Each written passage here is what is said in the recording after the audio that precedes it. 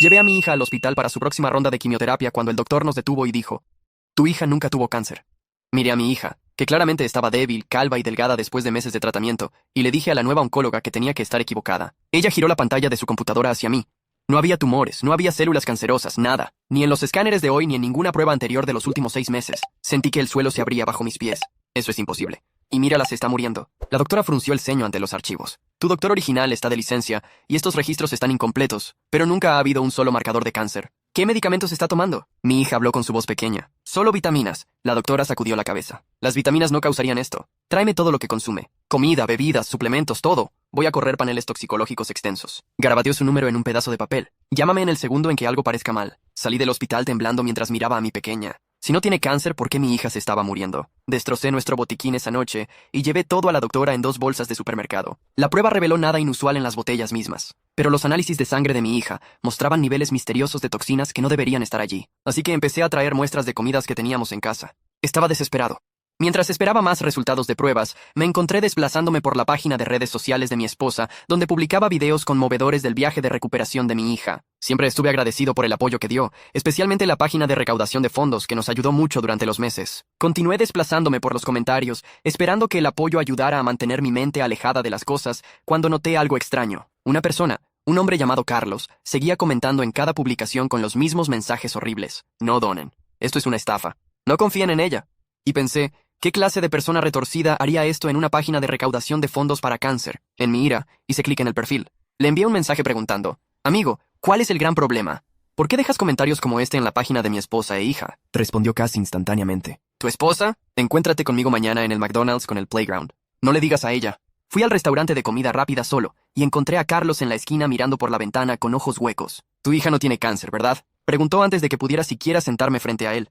¿Cómo lo sabías? Porque mi Pablo nunca lo tuvo tampoco. Luego sacó su teléfono y me mostró una foto de él, su hijo y mi esposa, todos sonriendo en el hospital. Después de que Pablo murió, no podía funcionar. Estaba destruido.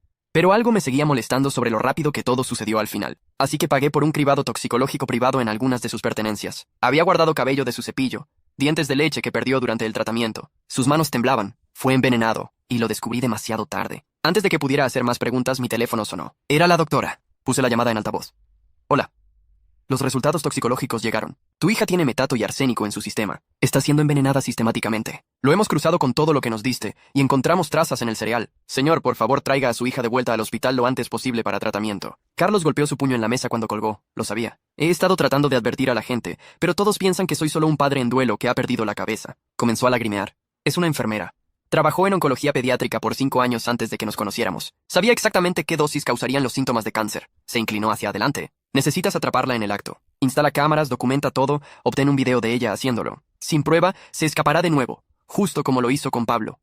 Corrí a casa y instalé una cámara oculta en la cocina que transmitía a mi teléfono. A la mañana siguiente fingí irme al trabajo, pero estacioné calle abajo en su lugar. Vi la transmisión mientras mi esposa vertía cereal en el tazón favorito de mi hija, luego alcanzaba la parte trasera del gabinete y sacaba una botella de prescripción escondida en un paquete de azúcar. La abrió con cuidado y aplastó 2 pastillas blancas con una cuchara antes de espolvorearlas sobre el cereal y mezclarlas con leche. El desayuno está listo, cariño, llamó con su voz cantarina. Corrí de vuelta a la casa y irrumpí por la puerta justo cuando mi hija levantaba la primera cucharada a su boca. Golpeé el tazón de sus manos y se rompió en el piso. Mi esposa me miró y vi que se dio cuenta de que yo sabía. Fue cuando la puerta de la cocina se abrió de golpe. Carlos estaba allí apuntando un arma a mi esposa. Hola, María, dijo Carlos. Sus ojos se ampliaron. Carlos, ¿cómo me encontraste?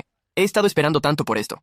Di un paso adelante. Carlos, tenemos el video ahora. Deja que la policía lo maneje. Sacudió la cabeza. No me creyeron cuando Pablo murió. No te creerán a ti tampoco. Es demasiado inteligente. Mi esposa tiró de mi hija frente a ella. No me dispararás frente a una niña. Mírame, dijo Carlos, y quitó el seguro del arma. Me lancé sobre Carlos desde el lado justo cuando su dedo comenzó a apretar el gatillo. El arma se disparó con un crack que hizo que mis oídos zumbaran, y sentí el calor pasar cerca de mi cabeza. María gritó y jaló a mi hija detrás de la isla de la cocina, mientras Carlos y yo caímos al piso con fuerza. Rodamos sobre el tazón de cereal roto, y agarré su muñeca tratando de forzar el arma lejos de todos. Era más fuerte de lo que parecía, y ambos gruñimos mientras luchábamos, derribando una silla que chocó contra el mostrador. Mi hija lloraba tan fuerte detrás de la isla que podía oírla jadeando por aire entre sollozos. Logré pinning la mano con el arma de Carlos contra el piso, pero usó su otro brazo para empujar mi cara. El arma todavía estaba en su agarre, y sabía que si la apuntaba a alguien de nuevo, alguien moriría. Le grité a mi hija que corriera a la casa del vecino ahora mismo, mi voz saliendo áspera y desesperada. Asomó la cabeza alrededor del borde de la isla, su cara mojada con lágrimas y todo su cuerpo temblando. Por un segundo Awful solo me miró a mí y a Carlos luchando en el piso, y pensé que estaba demasiado asustada para moverse. Luego corrió hacia la puerta trasera, sus pequeños pies golpeando contra el azulejo. Oí la puerta golpear abierta y sus zapatillas pisando el deck de madera, y luego la hierba. Carlos trató de girar bajo mí para mirar dónde fue, y usé ese momento para golpear su mano contra el piso de nuevo. El arma patinó hacia el refrigerador, y ambos nos lanzamos por ella al mismo tiempo. Fue cuando oí las sirenas, débiles al principio, pero volviéndose más fuertes rápido. Ese subir y bajar de Whale que significaba que la policía venía. Carlos las oyó también, y sus ojos se abrieron mucho. Me di cuenta de que mi teléfono debía estar todavía en mi bolsillo desde cuando llamé al 911 antes, y se había quedado conectado todo el tiempo. Oyeron todo. El arma disparándose, los gritos, todo. Carlos dejó de luchar, y solo yació allí respirando fuerte, mirando al techo donde la bala había perforado un agujero a través del drywall. Me arrastré lejos de él y agarré el arma del piso, sosteniéndola con cuidado por el grip, aunque mis manos temblaban tan mal que apenas podía mantener mis dedos estables. María todavía estaba detrás de la isla, y podía oírla llorando también, haciendo estos sonidos agudos como un animal atrapado en una trampa. Las sirenas se volvieron tan fuertes que tenían que estar justo afuera, y luego se cortaron de repente. Puertas de autos se cerraron y oí botas corriendo por el camino delantero. La puerta delantera explotó hacia adentro, y oficiales de policía inundaron la casa con sus armas desenfundadas, gritando comandos tan rápido que no podía procesarlos todos. Dejé caer el arma de Carlos inmediatamente, y puse mis manos arriba, gritando que vivía aquí y el arma no era mía. Carlos ya tenía sus manos en el aire, y no se movía en absoluto, solo arrodillado en el piso con la cabeza baja. Los oficiales siguieron gritando a ambos que nos tiráramos al suelo, y lo hice, presionando mi cara contra el azulejo frío que todavía tenía leche y cereal pegados. Mi corazón latía tan fuerte que pensé que podría desmayarme, y seguí tratando de decirles sobre mi hija, que corrió al lado, que alguien necesitaba chequearla. Un oficial agarró mis brazos y los tiró detrás de mi espalda, pero fue más gentil de lo que esperaba. Me ayudó a ponerme de rodillas mientras dos otros oficiales se movían sobre Carlos con esposas. Otro oficial rodeó la isla de la cocina hacia María, su arma todavía apuntada a ella. Estaba temblando tan mal que apenas podía pararme, incluso con el oficial sosteniendo mi brazo. Seguía preguntando si alguien checó a mi hija al lado, diciéndolo una y otra vez porque no podía pensar en nada más. El oficial sosteniendo me dijo algo en su radio, y luego me dijo que mi hija estaba bien. Una oficial mujer vino por la puerta trasera un minuto después y confirmó que mi hija estaba segura con los vecinos y un paramédico la estaba checando ahora mismo. Sentí mis rodillas debilitarse con alivio y el oficial tuvo que sostenerme. María estaba esposada ahora, y lloraba y hablaba rápido diciendo que esto era todo un gran malentendido. Siguió diciendo que Carlos estaba loco, y irrumpió en nuestra casa que ella no hizo nada malo. Su voz tenía ese mismo tono dulce que usaba cuando hablaba con nuestra hija, y me hizo sentir enfermo. Los oficiales no escuchaban sus explicaciones y la movieron hacia la puerta delantera todavía hablando. Más policía siguió llegando y la casa se llenó de gente en uniformes, algunos tomando fotos del agujero de bala en el techo y el tazón roto en el piso. En 15 minutos, un detective apareció y tomó control de todo. Era calmado, y se movía con esta forma cuidadosa como si tuviera todo el tiempo del mundo. Aunque la casa estaba llena de caos, alguien me dijo que su nombre era Detective Javier Ruiz, y me pidió que le mostrara la evidencia de video en mi teléfono. Técnicos de escena del crimen estaban fotografiando todo y poniendo pequeños marcadores amarillos junto al arma en la caja de cereal. Saqué mi teléfono y mis manos todavía temblaban tan mal que casi lo dejé caer 2 veces tratando de desbloquearlo. Encontré el archivo de video y lo reproduje para Javier sosteniendo el teléfono entre nosotros. Vio a María verter el cereal, alcanzar el gabinete, sacar la botella de prescripción escondida, aplastar las pastillas, espolvorearlas sobre el cereal y mezclar todo con leche. Su mandíbula se tensó mientras veía, y cuando terminó, me pidió que lo reprodujera de nuevo. La segunda vez, se inclinó más cerca y pude ver sus ojos rastreando cada movimiento que María hizo. Cuando terminó, hizo que un técnico viniera inmediatamente y descargara el archivo de video. Empaquetaron mi teléfono como evidencia y me dieron un recibo por él. Javier me llevó a la sala de estar mientras sacaban a María a un auto patrulla. Pude verla a través de la ventana delantera, todavía llorando y hablando con los oficiales aunque no respondían. Javier se sentó frente a mí y me pidió que le contara todo desde el principio. Empecé con la cita en el hospital donde la nueva doctora me dijo que mi hija nunca tuvo cáncer. Las palabras salieron en un torrente, y seguí saltando en la línea de tiempo. Pero Javier solo asintió y tomó notas y hizo preguntas que me ayudaron a organizar mis pensamientos. Le conté sobre encontrar los comentarios de Carlos en las redes sociales de María, reunirme con él en McDonald's, aprender sobre Pablo, la doctora llamando con los resultados toxicológicos, instalar la cámara oculta. Javier escribió todo y grabó todo en un pequeño dispositivo que puso en la mesa de café entre nosotros. Cuando llegué a la parte sobre esta mañana y ver la transmisión de video de María envenenando el cereal, su pluma dejó de moverse y solo me miró por un largo momento. Terminé describiendo cómo corrí de vuelta a la casa y golpeé el tazón justo antes de que mi hija pudiera comerlo. Y luego Carlos irrumpió con el arma. Javier hizo preguntas específicas sobre el fondo de enfermería de María y si tenía acceso a medicamentos en el trabajo. Le conté todo lo que sabía, que no era mucho porque no hablaba del trabajo muy a menudo. A través de la ventana, vi que pusieron a Carlos en un auto de policía diferente y no estaba luchando o resistiendo en absoluto. Javier me vio mirando y me dijo que Carlos fue arrestado, pero era custodia protectora por ahora, ya que trajo un arma y hizo amenazas. Dijo que Carlos probablemente enfrentaría cargos por el arma, pero entendían por qué lo hizo. Vi a Carlos sentarse en la parte trasera del auto con la cabeza baja y sus hombros caídos. Javier dijo que Carlos no resistía, y de hecho parecía aliviado mientras lo llevaban, como si hubiera estado cargando algo pesado por demasiado tiempo, y finalmente pudiera dejarlo. Un oficial finalmente me dice que puedo ir al lado a chequear a mi hija y prácticamente corro por la puerta delantera y a través del césped. Señora López contesta antes de que pueda tocar y mi hija aparece detrás de ella y corre a mis brazos sollozando. Caigo de rodillas y la abrazo fuerte mientras llora en mi hombro y todo su cuerpo tiembla contra mí.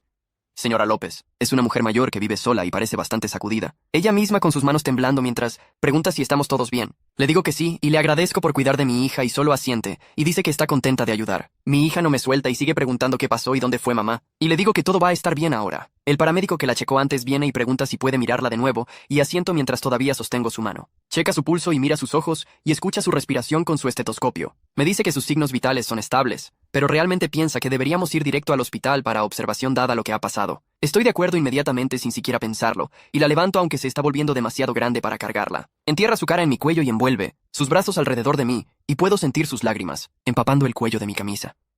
Señora López nos acompaña a mi auto y me ayuda a abrochar a mi hija en el asiento trasero y me dice que la llame si necesitamos algo en absoluto. Conduzco a la sala de emergencias del hospital con mi hija, haciendo preguntas todo el camino sobre por qué tenemos que volver y si va a recibir más inyecciones. Trato de mantener mi voz calmada y le digo que los doctores solo quieren asegurarse de que se sienta mejor y que van a ayudarla. Cuando llegamos a la sala de emergencias, el doctor Ramírez ya nos está esperando en la entrada como si supiera que veníamos. Nos lleva directo a una habitación privada e inmediatamente empieza a preparar un IV, mientras una enfermera trae bolsas de fluidos claros. Explica que necesitan eliminar las toxinas de su sistema y empezar medicamentos para combatir el daño de metato y arsénico lo más rápido posible. Mi hija empieza a llorar cuando ve las agujas y equipo de IRB y trata de esconderse detrás de mí.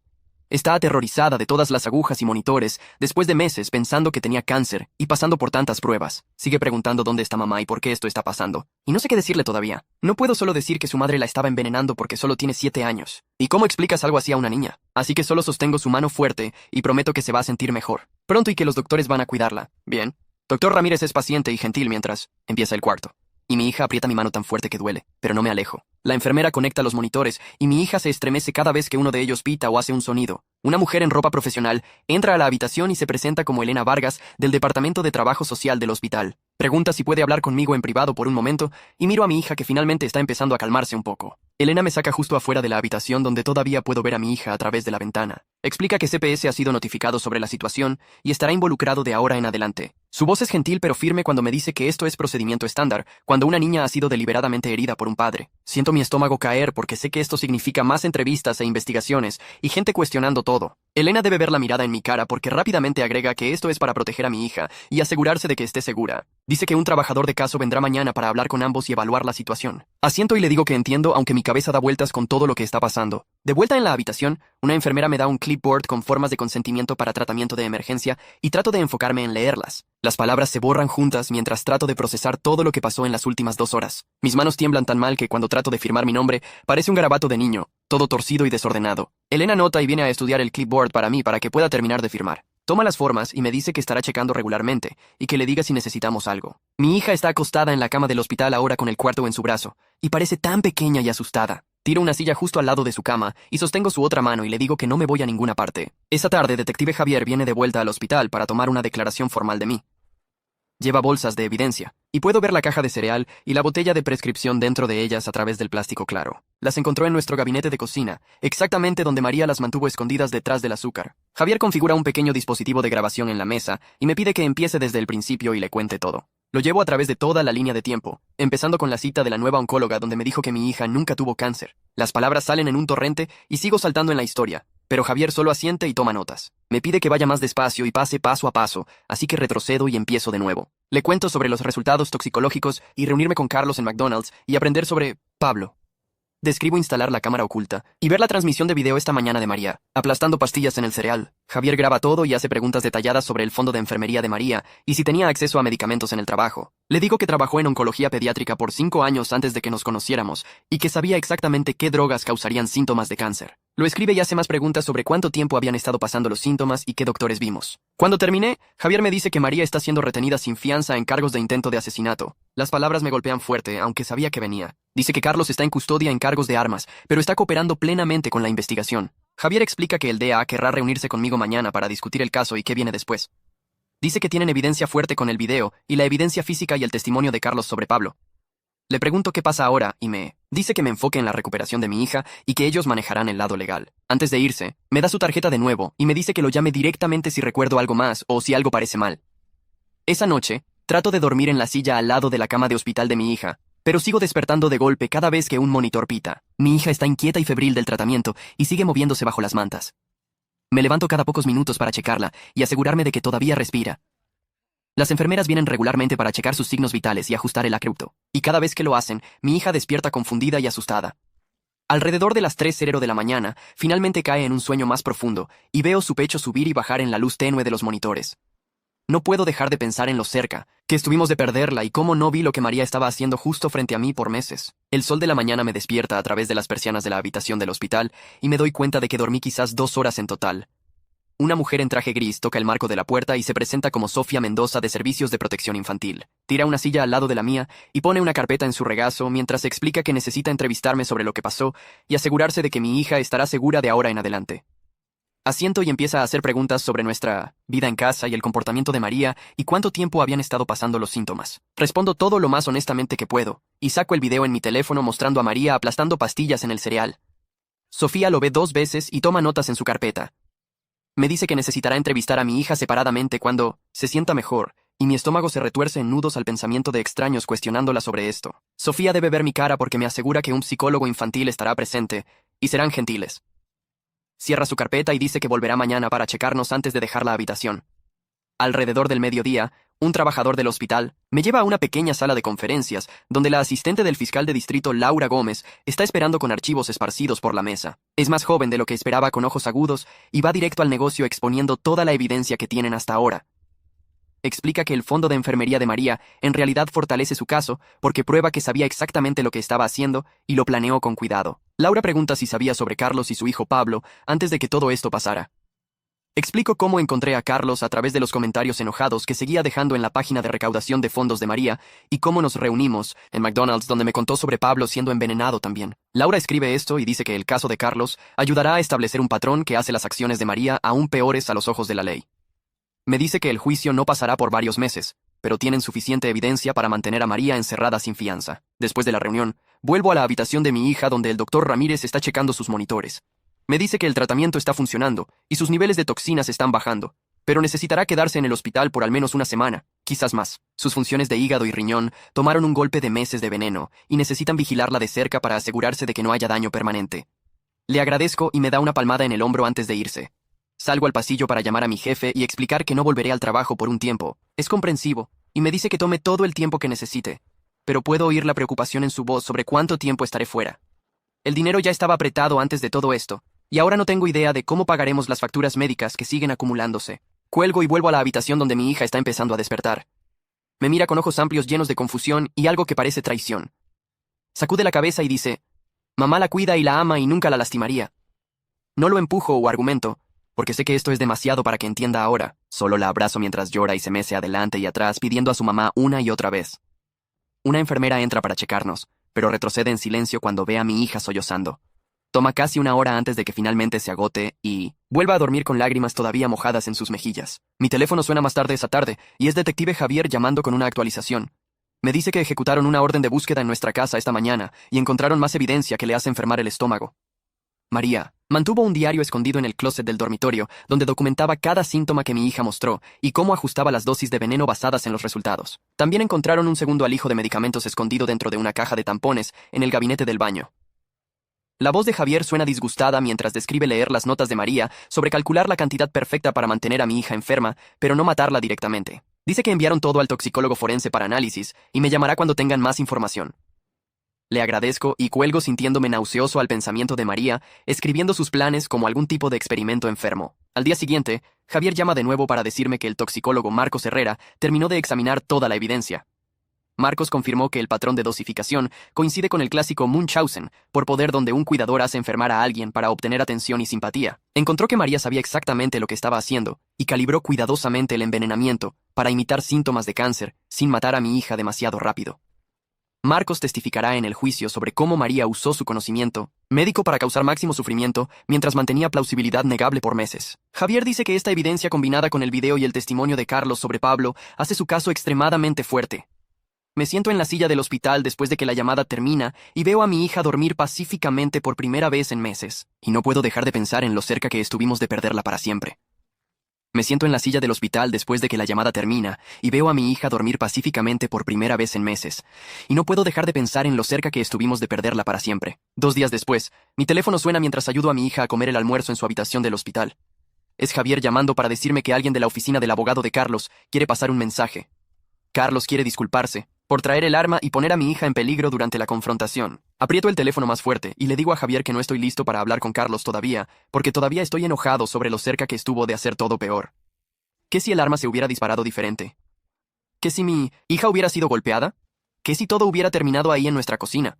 Javier dice que entiende y le dirá al abogado. Luego pregunta cómo está mi hija. Le digo que está comiendo mejor hoy y los doctores están complacidos con su progreso. Después de colgar, miro a mi hija picoteando sus papas machacadas y me doy cuenta de que necesito enfocarme en su recuperación en lugar de mi ira con Carlos. La tarde siguiente, Sofía regresa con una mujer que presenta como Isabel López, una psicóloga infantil que trabaja con CPS en casos involucrando trauma. Isabel tiene ojos amables y una voz gentil mientras explica que necesita entrevistar a mi hija en privado para evaluar su estado mental y comprensión de lo que pasó. No quiero dejar a mi hija sola, pero Sofía me asegura que esto es procedimiento estándar y necesario para el caso. Una enfermera me lleva a un área de espera por el pasillo donde camino de un lado a otro checando mi reloj cada pocos minutos. La entrevista toma más de 1 hora y desgasto un camino en el piso de linóleo caminando de un extremo del pasillo al otro. Otras familias pasan dándome miradas simpáticas, pero apenas las noto porque todo lo que puedo pensar es en qué le está diciendo mi hija a Isabel y si está asustada o confundida o culpándose de alguna manera. Finalmente, la puerta se abre e Isabel emerge mirando seria y cansada. Pregunta si podemos hablar en privado y me lleva a una pequeña habitación de consulta con una mesa y 2 sillas. Isabel se sienta frente a mí y dobla sus manos en la mesa. Antes de explicar que mi hija está mostrando signos de vínculo de trauma con María, dice: niños que son abusados por su cuidador primario a menudo luchan por entender que la persona que los hirió es la misma persona que aman y de quien dependen. Mi hija necesitará terapia extensa para procesar lo que pasó y reconstruir su sentido de seguridad en el mundo. Isabel recomienda sesiones semanales por al menos 6 meses y posiblemente más dependiendo de cómo mi hija responda al tratamiento. Pregunto si mi hija estará bien eventualmente, e Isabel dice que la mayoría de los niños pueden recuperarse con apoyo adecuado, pero el viaje tomará tiempo y paciencia. Más tarde esa semana, Elena me encuentra en la cafetería del hospital, mirando una taza de café que no he tocado. Se sienta frente a mí y saca una carpeta llena de papeleo, explicando que quiere ayudarme a aplicar para asistencia financiera de emergencia y compensación para víctimas de crimen. Las facturas médicas ya se están acumulando, y no tengo idea de cómo pagar por todo encima de gastos regulares. Elena me guía a través de cada forma pacientemente, mostrándome dónde firmar y qué documentación necesito proporcionar. Me asegura que hay recursos disponibles para familias en situaciones como la nuestra y que no debería dudar en pedir ayuda. Estoy abrumado por todas las formas y lenguaje legal, pero las lleno lo mejor que puedo mientras Elena explica qué significa cada sección. Dice que el hospital tiene un programa de asistencia financiera que puede ayudar a cubrir algunos costos y el fondo de compensación para víctimas debería proporcionar apoyo adicional una vez que el caso criminal se resuelva. Esa tarde, mi teléfono suena con un número que no reconozco de fuera del estado. Contesto y oigo a la madre de María al otro lado, su voz temblando mientras me dice que acaba de enterarse del arresto. Dice que debe haber algún error porque su hija nunca lastimaría a nadie, especialmente no a su propia hija. Siento mi mandíbula apretarse mientras le cuento sobre la evidencia de video, mostrando a María envenenando el cereal, y los reportes toxicológicos confirmando meses de envenenamiento sistemático. La madre de María empieza a hacer excusas diciendo quizás María estaba confundida o no entendía lo que estaba haciendo. Quizás los medicamentos se mezclaron de alguna manera. No puedo escuchar más de su negación, y le digo que los hechos son claros antes de colgar. Mis manos tiemblan con ira porque no puedo manejar oír a alguien defender a María cuando mi hija casi murió por sus acciones. 3 semanas después, Laura llama con noticias de los procedimientos del gran jurado. Suena complacida mientras me dice que acusaron a María en múltiples cargos, incluyendo intento de asesinato, abuso infantil y fraude relacionado con la página de recaudación de fondos. El juicio está programado para 4 meses, lo que nos da tiempo para preparar toda la evidencia y testimonio de testigos. Laura explica que el retraso también permite a mi hija más tiempo para sanar antes de que tengamos que ponerla a través del estrés de procedimientos de juicio. Parte de mí quiere esto terminado inmediatamente, pero otra parte está aliviada de que tengamos tiempo para construir el caso más fuerte posible. Laura me asegura que la evidencia es sólida y está confiada en obtener una convicción, pero la espera se siente insoportable cuando solo quiero que María sea responsabilizada por lo que hizo. Durante la próxima semana, la condición de mi hija mejora lentamente en formas que parecen casi milagrosas después de meses de declive. Su color regresa a sus mejillas y su apetito vuelve más fuerte cada día. Pide segundos en las comidas y de hecho termina sus platos en lugar de empujar la comida.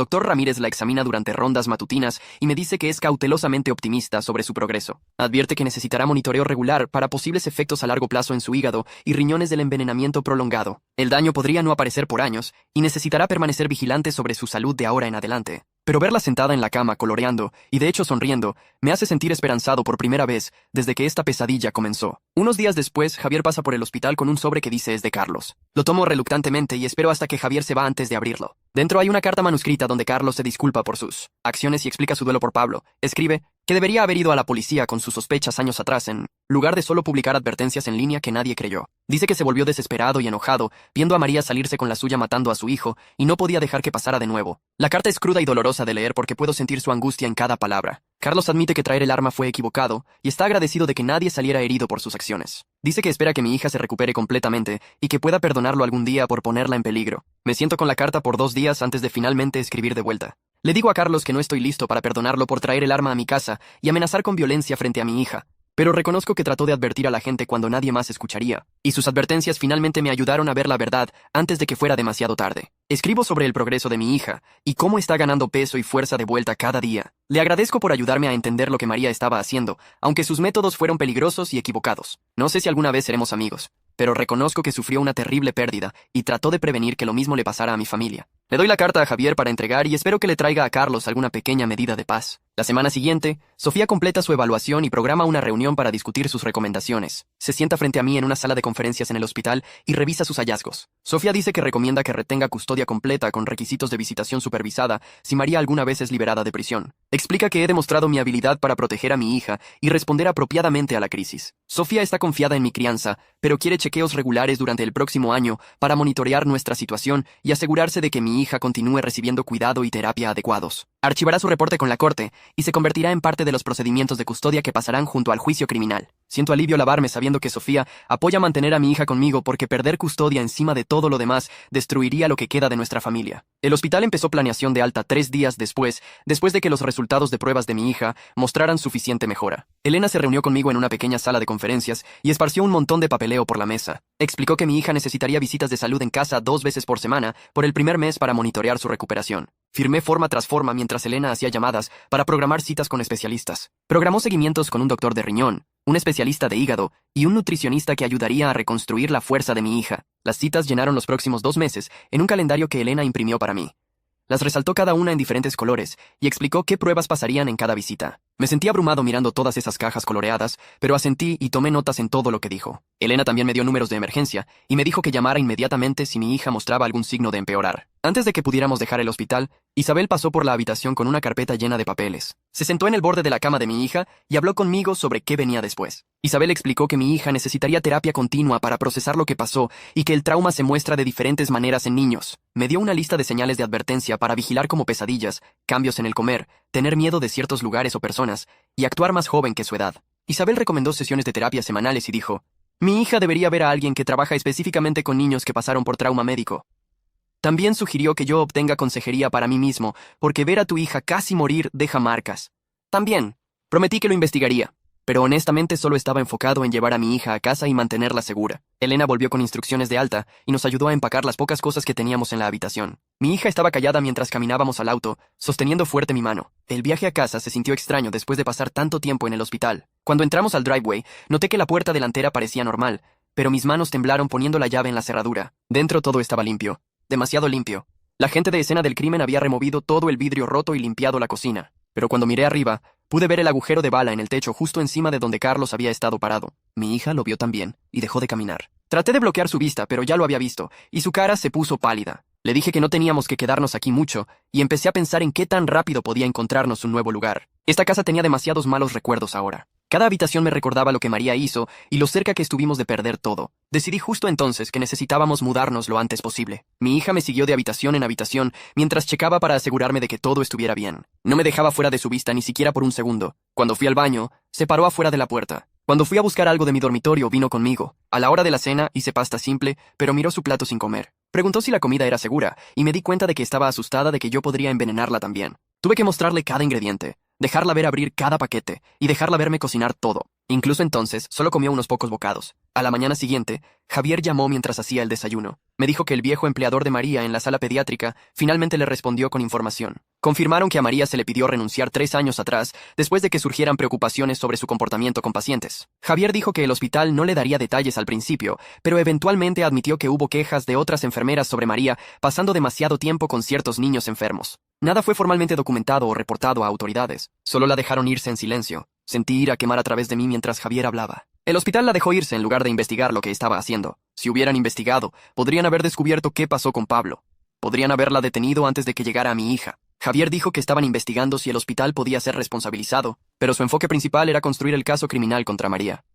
Me dijo que no contactara al hospital directamente porque podría arruinar la investigación. Una semana después, Laura llamó y me pidió que viniera a su oficina para preparar el juicio. Dejé a mi hija con señora López al lado y conduje al centro. La oficina de Laura era pequeña y llena de cajas de archivos. Despejó una silla para mí y explicó que necesitaría testificar sobre todo lo que presencié y descubrí. Pasamos 3 horas repasando mi testimonio. Laura me hizo preguntas y practiqué respondiéndolas. Me entrenó en cómo mantenerme calmado y apegarme a los hechos cuando estuviera en el estrado de testigos. Me advirtió que el abogado de María trataría de hacerme parecer no confiable o confundido. Practicamos una y otra vez hasta que pudiera contar la historia sin emocionarme demasiado. Laura dijo que la evidencia de video era fuerte, pero mi testimonio ayudaría al jurado a entender el cuadro completo de lo que María hizo. Esa misma semana, Javier pasó para decirme que Carlos había aceptado un acuerdo de culpabilidad. Carlos obtuvo probation y consejería mandatoria a cambio de testificar contra María.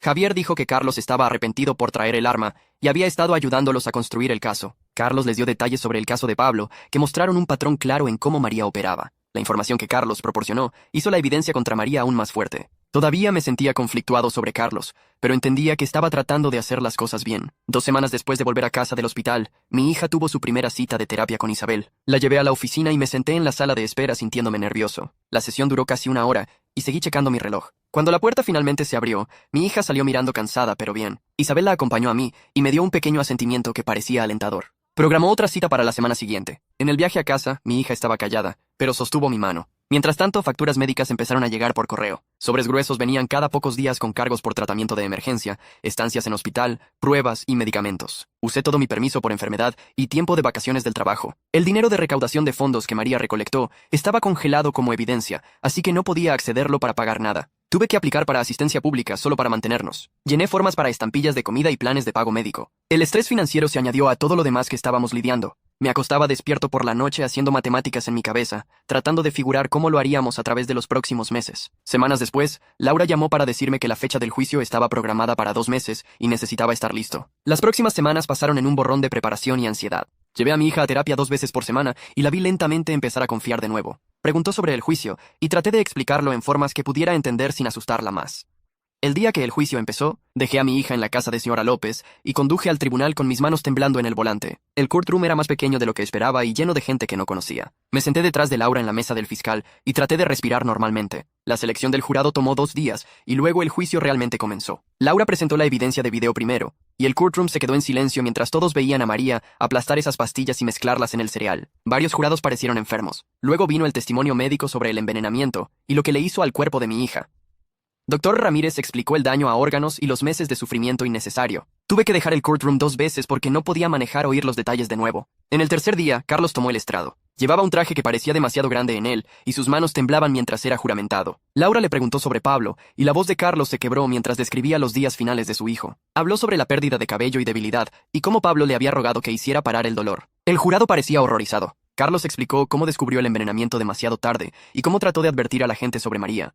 Pero nadie le creyó. Luego Marcos tomó el estrado y guió al jurado a través de la evidencia toxicológica. Usó gráficos y diagramas para mostrar cómo María usó su conocimiento médico para causar máximo sufrimiento mientras mantenía todo pareciendo síntomas de cáncer. Explicó que el patrón de dosificación mostró planificación cuidadosa y que María sabía exactamente lo que estaba haciendo. Los miembros del jurado estaban tomando notas y varios parecieron enojados. En el cuarto día, María tomó el estrado contra el consejo de Antonio. Pude verlo tratando de detenerla, pero insistió. Llevaba un vestido simple y mantuvo su voz suave mientras testificaba. Afirmó que solo quería ayudar a su hija, y las cosas se salieron de control. Dijo que no quiso que fuera tan lejos, pero su testimonio salió frío y calculado. No mostró emoción real y siguió haciendo excusas. Vi al jurado y pude ver que no lo compraban. Una mujer en la fila delantera estaba sacudiendo la cabeza. Cuando Laura la interrogó cruzadamente, destrozó cada excusa. María se puso defensiva y su máscara se resbaló. Al final, todos pudieron ver a través de su acto. El jurado obtuvo el caso después de argumentos de cierre y fui a casa a esperar. 6 horas después, Laura llamó y me dijo que volviera al tribunal. El jurado había alcanzado un veredicto. Conduje de vuelta con mi estómago en nudos. Todos nos paramos mientras el jurado entraba de nuevo. La capataz le dio las formas de veredicto al juez. Leyó cada cargo en voz alta. Culpable de intento de asesinato. Culpable de abuso infantil.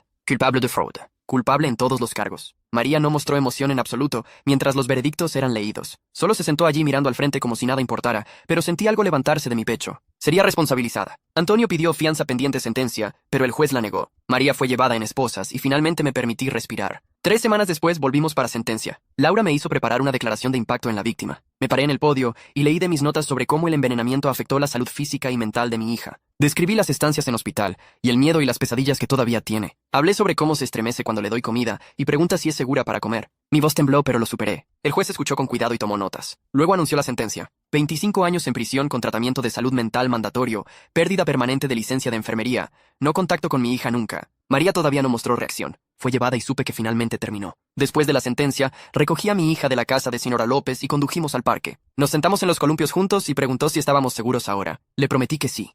Le dije que mamá no podía lastimarla más y que siempre la protegería. Sostuvo mi mano y nos columpiamos juntos en silencio. 6 meses después de que el envenenamiento paró, el cabello de mi hija empezó a crecer de vuelta en rizos suaves. Ganó peso y su color regresó. El doctor dijo que sus órganos estaban sanando bien. Todavía tenía pesadillas a veces y necesitaba rutinas que la hicieran sentir segura. Pero Isabel dijo que estaba haciendo progreso notable. Estaba aprendiendo a ser una niña de nuevo. Obtuve un ascenso en el trabajo con un aumento que nos ayudó a ponernos de pie. Mi jefe había sido increíblemente solidario a través de todo. La compensación para víctimas de crimen cubrió la mayoría de las facturas médicas. Estábamos construyendo un nuevo normal que se sentía genuinamente esperanzador. Mi hija y yo creamos nuevas tradiciones en nuestro apartamento. Noches de película los viernes donde ella elegía la película. Panqueques de domingo por la mañana donde me ayudaba a cocinar. Historias de cama donde ella siempre era la heroína que salvaba el día. Estaba aprendiendo a confiar de nuevo. Verla reír y jugar como una niña normal me llenó de gratitud de que lo atrapáramos a tiempo y tuviera toda su vida por delante.